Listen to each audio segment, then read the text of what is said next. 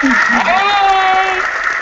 What's going on out there in the Celi Hangout, you Twitterverse, universe, YouTubeverse, whatever you want to call it? Welcome to another episode of Celi's Hangout. So excited to be back, you guys. I took a little 2-week hiatus, I know, but life has been crazy here in Los Angeles, California. Lots to tell you guys about, which I won't take away time from my beautiful guest who's on tonight's show. I'll do a vlog and tell you all about Celi's journey in the next vlog series. So stay tuned for that. As of right now, episode 39, I have the wonderful and incredible actor, writer, producer Jenn Pinto on the show. So excited to get a guest on the West Coast. As you know, I'm a transplant from the East Coast, and I love my East Coast friends and folks, but it's about time that I start having some guests from the West Coast here on the show. So this is my first official West Coast guest. I'm excited, although I'm still killing two birds with one stone because she's really from New York. Hello. Had to do it. Had to get my girl from New York. So, Jen, how you doing tonight? I'm great. I'm really excited to finally be on the show. I know. We've been talking about it for a good forever. So I'm glad. It's the right time. Right. Timing is everything, and this is an amazing time for you right now in your life. We'll go back to the beginning, but right now let's be right in the present moment. I want to just say congratulations. Your new film, Dirty 30, is in stores right now. Folks can go pick it up at Walmart, Amazon. How amazing and exciting is that for you? It's a little surreal. I think I don't know if it's sunk in yet. I'm kind of just taking it day by day because I'm still waiting because, there's going to be a response after people see it. It's like different steps. It's released. Now I have to wait for the response, and I'm really I'm excited, but I'm nervous just to get people's feedback and reaction to the film because it's my first time actually showing people my writing side. Everyone has seen me act for so many years, and although I've been writing for so many years, this is the first time in a long, it took me years to get a finished product that I can actually show people and say this is my work. So it's exciting. Yeah, it's an awesome time. My clappers. I'm obsessed with them. I just want to talk about that. You said many years, and we've talked about this on Celi's Hangout quite often about the journey and riding that journey and enjoying that journey as an artist, because if you are going to choose to be in this world, you're going to be in it for quite a while. So talk to the folks out there a little bit about your journey. How did you get started in acting? How did writing then become incorporated in that journey? I started performing at around 7. I took dance classes and things like that, and then I started acting when I was about 10. My first gig I booked was a few years after that. I had booked a role as an angel in the Broadway play A Christmas Carol, and that was playing at the Paramount in Madison Square Garden. So after that, I pretty much just started, linking with different, agencies or people that were in the industry, and just my main source to go on auditions was Backstage newspaper. I would go every Thursday to Manhattan to buy it, and it was $2.75 at that time, and that was my trip every Thursday, was make sure I had my $2.75, and I would go down to the city, I would pick up that paper, and I would look for all the auditions, and I would just submit myself. And I continued doing that for a long time because I had trouble getting an agency. For some reason, they felt either I was too Spanish or I wasn't Spanish enough.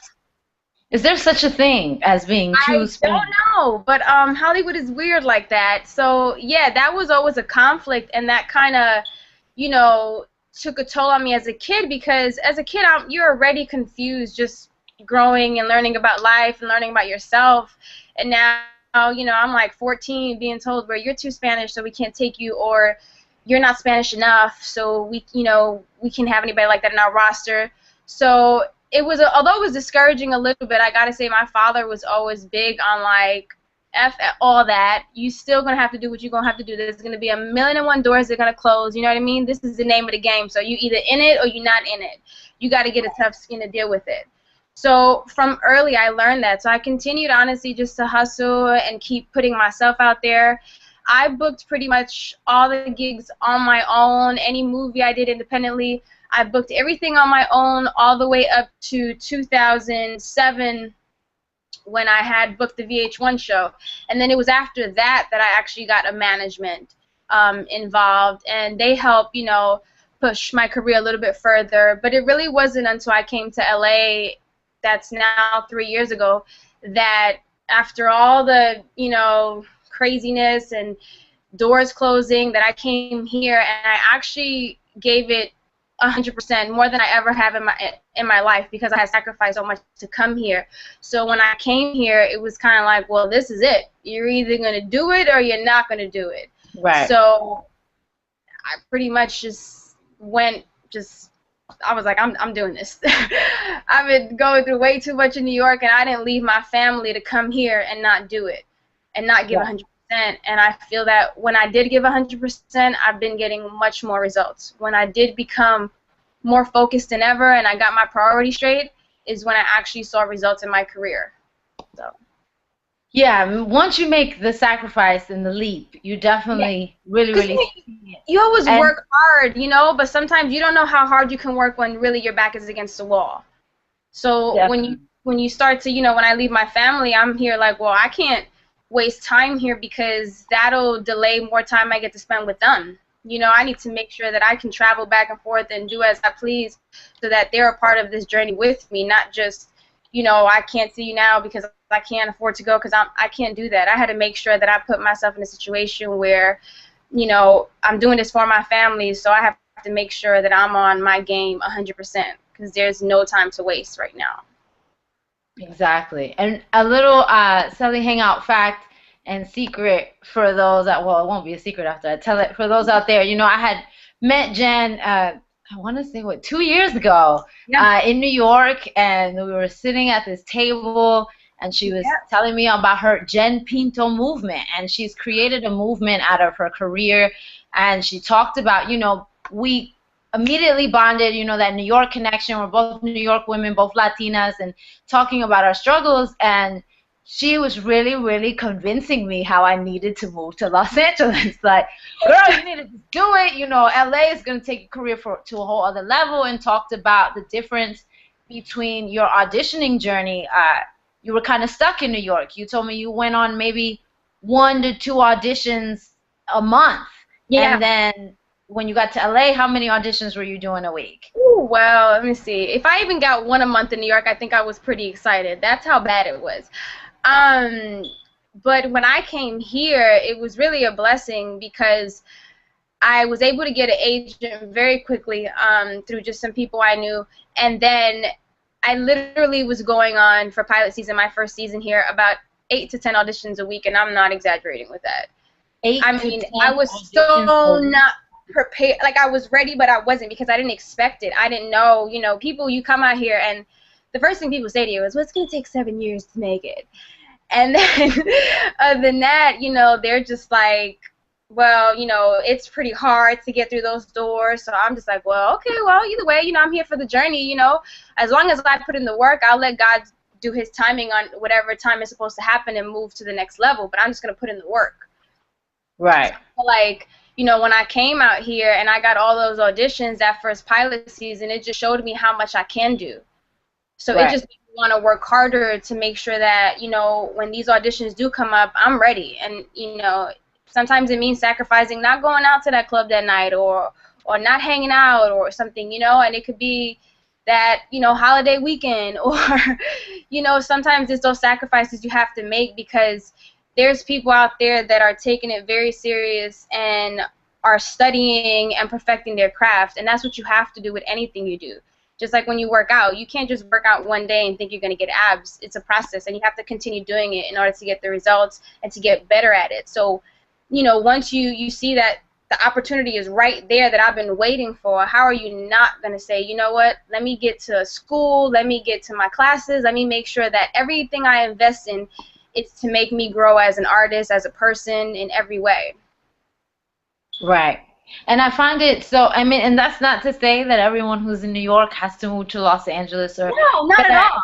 I find it to be interesting that there are people from LA that I've met that moved to New York and then their careers completely change and they're way more successful when they do the switch. So I think it has just all to do with your energy, your aura, stepping out on faith, making the sacrifices, Yeah, you have and to. you can make the sacrifices right at home, but at the same time, when you step outside, people who are from LA, this is home for them. So they Yes, may be too exactly. comfortable, and you got to step out of your comfort zone in order Yes, to grow. yeah. So you got to try it. If you're from the left coast, take yourself out to the east, and if Yeah, you're from the east coast, even if it's just for a month, come out here and see it and exactly. just see what it does for you, because I really think it's just important to step outside of your skin.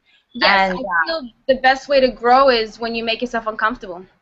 It's when you grow. When you step, like you said, outside your comfort zone and you go to an unfamiliar place, you start to learn another side about yourself, and you start to grow differently. You know what I mean? So, like you said, it's New York or LA, whichever one works for you, do it. You know what I mean? But experience right, both. Experience things, even if it's not LA, wherever it may be. Just make yourself uncomfortable, and it will right. probably be the best growing experience you'll ever have. And I was thinking too, or I wanted to ask you, because I know you said you've been writing for a really long time. Yeah. So, A, where did the writing start? And then B, when did you finally decide to get out of your comfort zone and allow other people to see that side of you? Because if you've been writing for so long, why are we just now seeing Jenn's Okay. writing? I started writing about 11, 12 years ago. I was always Okay. writing as a kid in Sorry, this set. it it cut in and out a little bit. You started writing when? About 11, 12 years ago, I started writing as far as screenplays. I've always been writing as a child. Like, I have diaries from, like, third grade all the way up to I graduated high school and even more after that. Like, I've always been a writer, per se. So when I decided to write movies, it was just a way that I just felt like nobody was giving me the opportunities, you know, for whatever reason. So I just figured, well, then I'm just going to create them myself. I'm going to write my movies, and I'll shoot them, and I'll act in them, and that's how I'll try to put something together to showcase, you know, my range and my acting and what I can do. So it all started from that. And then what happened was I was working on a movie that I was just writing, and then I was telling my cousin about it, and he's just a really, really close cousin. And then what ended up happening is that he passed away in 2014. I mean, in 2004. So once that happened, it was really kind of like, okay, this person believed in me. This person was supposed to actually be in California with me because we discussed this as kids. And the fact that he's not here, I felt like now I really have to do this. And I want to do it for him, and I want to do it for you know, all these girls out here that can't find their lane because Hollywood is just placing them in their own lane. You know, so I figured, well, let me now really, really go hard at this. So when he passed away, my escape was to write. So that script that I was working on, I literally finished it in like 4 days. I did not leave that computer. I was just like I was at work, not even doing work, just on the computer, like working on the script. And I didn't know really much about it. What I was doing at first was just reading other scripts of movies that I loved and then just kind of copying the format. Like, I was on Microsoft Word just writing it. And then what happened was my computer crashed a few years later, and I lost the entire script. What? And at that time, there was disc. This is old school. It was actually like the disc for the computer. So that's what I had, you know, things saved on, but I never had the full script, the final version that I had at that time saved. So I lost everything. And that was a really hard blow because not only, you know, I'm suffering the loss of my cousin, now I lose a script that I've been working on for years. So it took a while. It took a little bit for me to now say, okay, let me do this again. And I just felt like, all right, this is a sign that there's something better here. You know what I mean? So if God wants to, you know, just destroy this entire thing here to rebuild it, then I'm going to walk on faith and do it. So I started the script again. And then as I was doing the script, I realized, you know what, I don't think I'm ready to put this one out yet, so how about I write a few other short films that I can do first that are, you know, easier to do, less budget, and then I can do this as my final feature. So I shot Actually, I'll keep it long story short, I shot 2 films in New York, and I have no footage to show for it. My footage was destroyed. The footage was horrible, period. I was working with just, it was just a wrong crew, It happens. You go through it. Although it was a hard thing to swallow, I realized, you know what, I'm going to have to take the L, because I felt like if I'm going to put something out as my first time showing people as a writer, I'm not putting out garbage. So if I have to take this L and just wait longer, that's where faith comes in and trusting the process. God has his timing on when it's going to happen, not me, and I have no control of that. So I decided, all right, if this is what you want to do, fine. So it happened twice in New York, and I think that's what kind of made me even more like, well, I just need to get out of here. I think I need something new. That, I don't have a good taste in my mouth with New York anymore. It's just been so much. So I think I need to start all over and just remove everybody in this group here of the movement, the Jenn Pinto movement, and just start from scratch. So when I came out here, I did have, all the work that I did, and then I actually just started off as an actress with one of the producers that I work with. And once, we became, friends and everything, she realized that I was also a writer, and that's when that kind of network happened, and she basically told me, if you have something great, we'll produce it, and obviously everyone says that, but so I just took it like, okay, but I gotta admit, till this day, her name is Veronica Rodriguez, well, Garcia now, because she's married.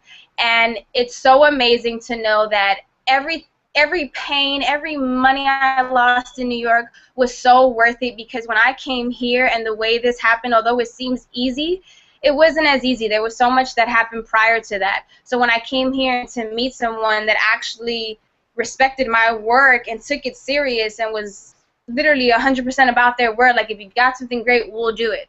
Until this day, I started with them about 1.5 years ago, and I have done about, I want to say 10 features with them. I've either rotated as a writer, an actress, assistant director, casting director, pretty much all around. So 10 features. Yeah, I got it. It's a lot. So 4 of them I've written.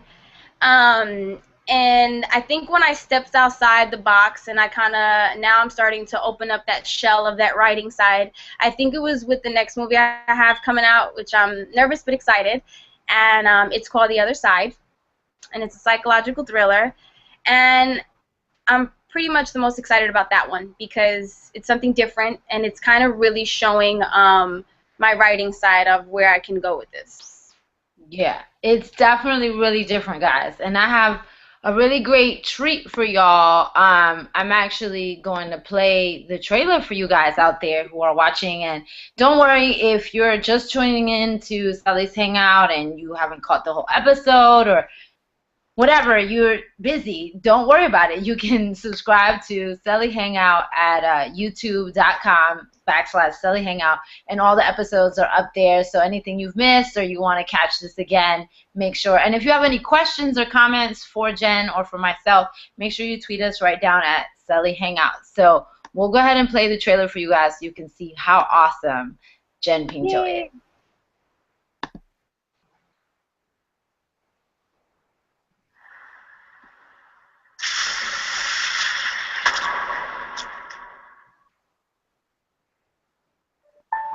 They say when someone close to you dies, your body shuts down.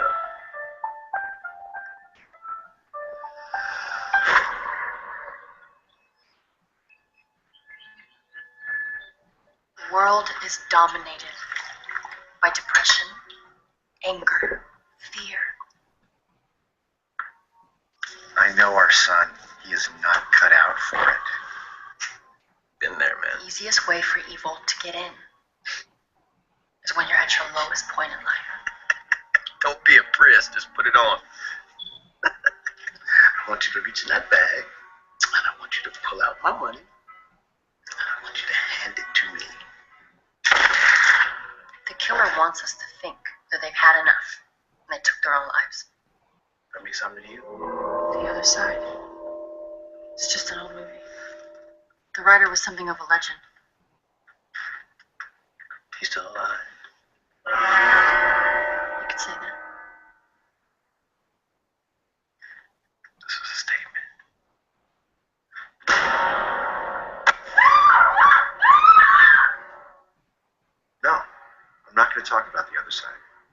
Because that part of my life is in the past. I've moved on. I think I've earned the right to talk about something else.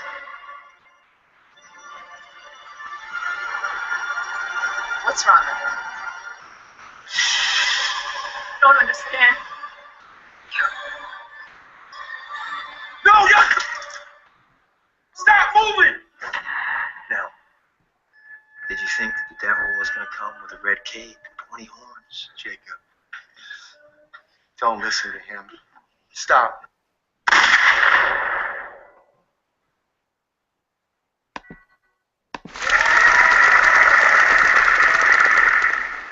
How fantastic is that? Oh my gosh.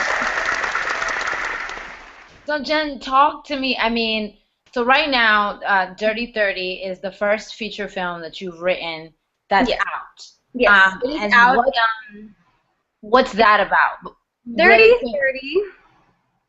30 is about Ricky Simmons, and he's 29 years old, and his ex-girlfriend had broke up with him. Like, she just dipped on him, didn't even say no word, like just disappeared. Imagine somebody just leaving your life with no question, and you were with them for like 5-6 years. So what happens is he just, you know, is kind of traumatized by it, and he can't move on with his life. So now he's about to turn 30, and you know, his mom and his best friend are like, dude, you gotta move on with your life. Like, you can't just sit here and, you know, he's a successful, you know, accountant. Like, has everything a woman would want. His own place, he's handsome, great job, you know, but he has nobody to share with. So his best friend convinces him, like, well, let me try to hook you up at least, you know what I mean, just so you can get out of the dating scene. So his best friend actually ends up hooking him up with a former escort and paying her to basically, you know, just have fun with him, blah, blah, blah, blah, you know, just show him that, you know, he still got it kind of. And what ends up happening is that he does end up falling in love with her, and it is revealed at the end that, you know, what she used to do in her past. So at this point, it's kind of just a testament of, do you judge people on their past, you know, or do you look past that and basically see that there's somebody here that is kind of needing your help at this point and is reaching out to you in some form of way that God placed them in your life. And it's a girl who never really like read the Bible, was never really into that. She had it pretty hard. You know, she raises her nephew because her mom and sister passed away, so her faith was kind of, you know, just lost. And this guy Ricky, you know, within the time that they get to know each other, kind of brings out this other side to her and something about herself she never knew she had. So, you know, there is that love story. So it's pretty great. You have this best friend. His name is what is his name? I just forgot. You have Ricky, and then you have Jesse. Okay, Jesse. Yeah, Jesse's crazy. I have too many characters that live in my head. So Jesse is played by Giovanni Watson, who's like, he's like a Vine star at this point. He's so hilarious, this kid. I mean, he's just the comedic relief to the entire movie, and this kid is so talented, and I'm so excited for everyone to see him. And then we have Nafisa Williams, and she plays the role of the love interest of Ricky, and she does an incredible job. I mean, I'm so excited to know, just, it was my friend, but at the same time, you know, that girl got that role herself, because she came in and she killed that audition. I mean, she was amazing, and there was no question that she was that person for that role. And then we have Ricky, who's played by Sean Riggs. He's actually just has a film coming out called Call Me King, and you know, he's done a few things. He's done recently the Cinemax show, The Jump Off, and you know, Nafisa has her movie Brotherly Love coming out. She also has another one, Man in 3B, Restored Me. I mean, it's been your actors are working. Yeah, all these actors are working, you know, and they're just hustling out here, and it's just a beautiful feeling to know that you can give somebody an opportunity, you know what I'm saying? And that's just a blessing in itself, and there's no price to that. So I'm just excited that, you know, not only are these actors, but they're also friends of mine now, and I think they all took a role that was different than what people kind of see them in. So I'm ready for the world to kind of see that. It's all about them for me. Like, I just want the world to see them, because I think they're just so amazing. I just want everyone to make sure that you guys are following the Jenn Pinto movement. You Yes. guys are going to go out to either Walmart or Amazon Yeah. and just put it, if you go on the Walmart website or you go on the Amazon website, all you have to do is Google Dirty 30 and it'll come out. Yeah, the A Dirty great 30. cover photo of your two-star actors holding hands. It's so cute. But you could kind of put it in the genre romantic comedy. Yes. But and we Yes. just showed the trailer to the other side, which is like this murder thriller. What's that side you're talking about? There's so much going on. I'm so I confused. know. I can't wait till that one comes out. And it's so interesting to see your versatility in that way. And you still have 2 other movies coming out. Yeah. Most writers, you know, they get in a niche. You know, they're romantic comedy writers. They're constantly writing that kind of genre and pushing out those kind of films. How did this work out for you? Like you said, you have a lot of characters in your head, but how do you jump from one genre to the next? How does that happen, that process for you? I think that I've learned to take my experiences in life and use them. And I feel like all of us in life, we go through a roller coaster of emotions. You know what I mean? Like, me, myself, personally, I feel like, you know, there was times where I was depressed, or there was times I was at my happiest moments. You know, there was times I was so in love from a heartbreak. So I felt like it was time to just challenge myself. So what I'll do sometimes is just, I'll just think of different types of genres to write, a story in that I'm either somewhat familiar with, or I've witnessed it or experienced it personally, or even if I haven't, it's kind of like, well, this time I can learn something new because now I have to do research to learn about this lane of this genre. So I really love to challenge myself, and that's pretty much what it boils down to. And working with Veronica, you know, that's the most amazing thing with her, is that she does challenge me, you know, because she's like, well, let's do, a horror, let's do a comedy, or let's do a thriller, and I'm like, yeah, let's do it, you know what I mean? So I'll start, like, okay, let me jump into that lane now and figure out this and that, you know? Right. You definitely have the drive, and I can attest, people, she's not lying about sacrifice. There have been times where I text Jen, hey Jen, what's up? What you doing? Like, let's get together. And she's like, oh, I'm in my work. I'm not even leaving the house this weekend. I'm not seeing the sun unless I'm going to work out. So someone who knows you personally, it's just been a beautiful ride and journey to see that your work ethic is paying off, you know.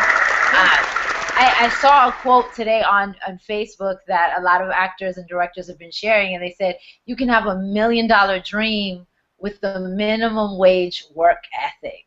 Yeah. What? It just blew my mind. It's all about, like I said before, although I'm not going to say I didn't work hard in New York, but I didn't work smart in New York.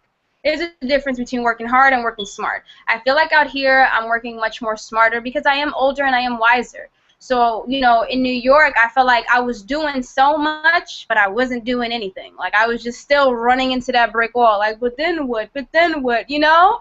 Right. And I feel like the hamster wheel syndrome. Like, you're moving really fast, but are you going anywhere? Kind of thing. Weird.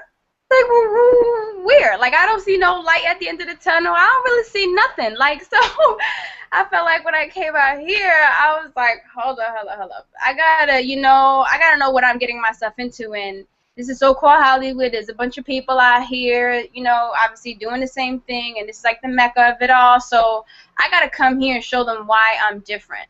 And that was another reason that I was so big on showing my writing and my acting and everything I do, because in New York I was always told, well, you're doing too much. And none of that's going to work. You either got to pick one or the other.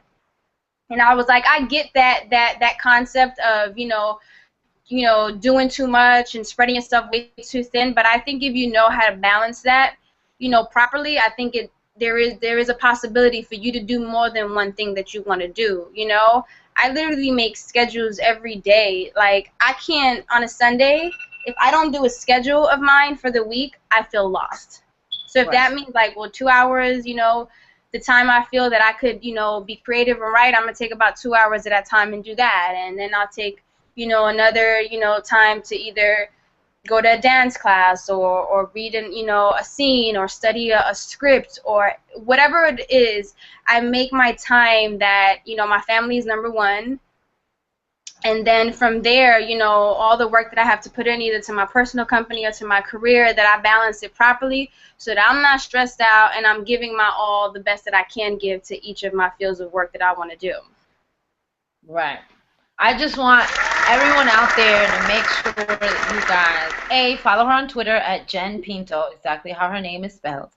And I'll make sure to tweet it out and support. She's been such a supporter of the Celi Hangout movement since day one. She's shown me so much love. So it's a blessing to finally be able to show the support and the love back and have her on the show. And guys, please pick up Dirty 30 in store now, like I said. Amazon. I love it. It's so funny. I promise you guys are going to love it. It's really, really funny. I'm like, yo, my girl's in Walmart. Like, hey, my girl's at Walmart. It's like the best feeling ever. And what I love about Jenn's energy is, you know, I'm just going to talk about you because I can do that. She's super humble. You know, she's definitely one of those people who really, her gift is to give to others. You know, like, she's an actress first and foremost, and a lot of us who are actors, we love to be in front of the camera and do all this stuff, but with all of her projects, it's really been about other people and giving other people opportunity to work. Like, she really doesn't play around about that. Like, she's not in the movie, you know, like, she doesn't have a little cameo. Like, she's really like, this is my work that I give to you guys to create and do something beautiful.